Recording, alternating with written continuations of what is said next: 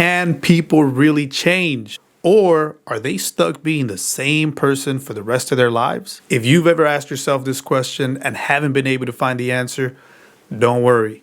I got you. My name is Leo Esquivel and I'm an LPC associate in the state of Texas. In today's video, I'm going to go ahead and dive into that question that a lot of people seem to be asking. I'm going to give you the counselor perspective, and I'm also going to try to teach you some things that you may not have known about yourself. So please sit back, relax, enjoy this lesson. If you have something to write with, I highly encourage you to take some notes. Once again, can people really change? Before we can start to answer this question, we have to ask another one. How do people become the way that they are?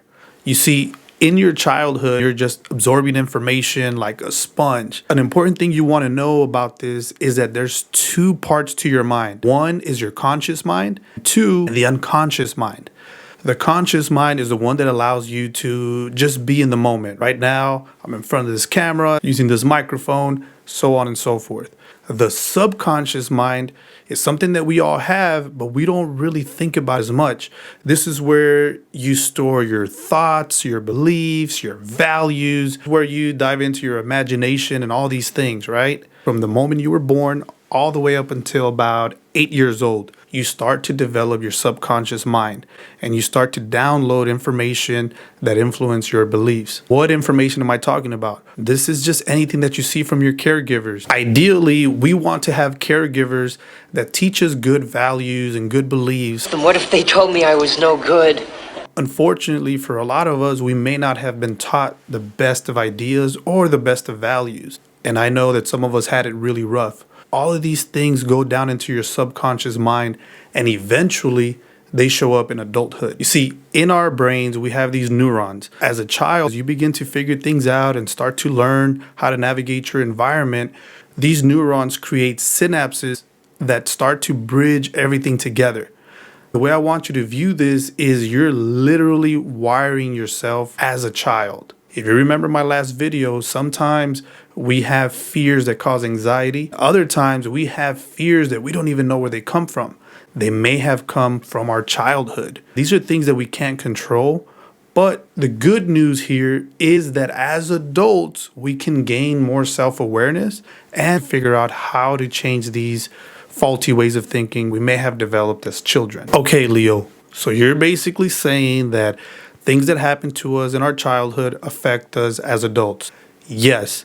Really? Well, then I guess I'm in big trouble. Now, there's a quote that summarizes this point by a gentleman named James Gambarino, and he said this: "The initial trauma of a young child may go underground, but it will return to haunt us. Our subconscious mind can influence our thoughts. These thoughts create words. These words become our self-talk. This self-talk influences our emotions, and our emotions shape our perspective. If your current perspective is causing you a lot of problems, we have to dive into it and try to fix the things that are not working. As children, we don't have the ability to do this. If you don't believe me, just try asking a child why they think the way that they think, and I bet they'll say something like this. How do I know? But as adults, we can develop these skills to address these issues. The synapses in our brain can be weakened, and not only weakened, but we can actually rewire our brains and create new synapses to create better ways of thinking. In my last video, I shared a technique called opposite actions technique. That technique is so effective in therapy because we help clients to address the faulty ways of thinking, and then we try to substitute it with something a little bit more positive. The idea here is that as long as you ignore the bad stuff and you focus on the good things, you start to change your perspective. The key to change is identifying the thought patterns that are not good for us. I'd like to read to you one of my favorite Bible verses that offers a good perspective on this. Now, this is great advice for believers as well as non-believers.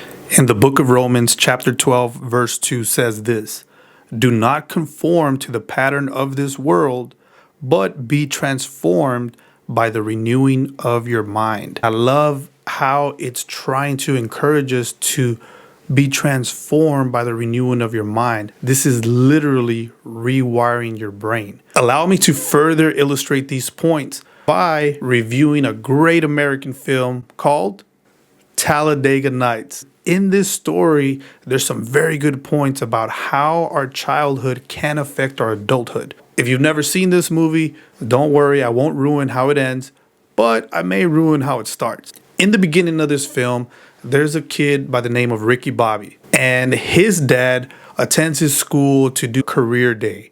His father is some type of a race driver. He pulls up to the school but makes a fool of himself, and they end up kicking him out. However, before he leaves, he turns around to his son, Ricky Bobby, and he tells him this. Always remember, if you ain't first, you're last. Ricky Bobby, as a child, internalizes this idea. If you ain't first, you're last. And he grows up to truly live his life by these words. If you ain't first, you're last. You know? Now, initially, this may have been a good thing because Ricky Bobby turns out to be a great NASCAR driver. He's winning all these races, getting first place in every single one of them. However, later on, Ricky Bobby starts to struggle in his life. He slowly realizes that this way of thinking is causing him a lot of problems. And to make matters worse, his father eventually reveals to him that this was terrible advice. First, you're last. You can be second, you can be third, fourth. And it sends Ricky Bobby into this state of confusion. Well, now what the hell am I supposed to do?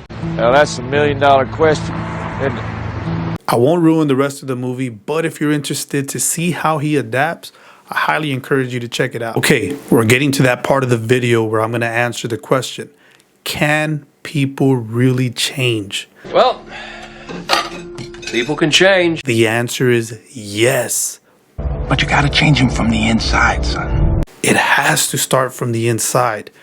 And I'll go a step further. It really depends on how much people want to change. You see, one of the things that I know as a counselor is that I cannot make anybody change. However, my job as a counselor is to help you explore the areas of your mind that you may not have ever thought of and leave the decision completely up to you.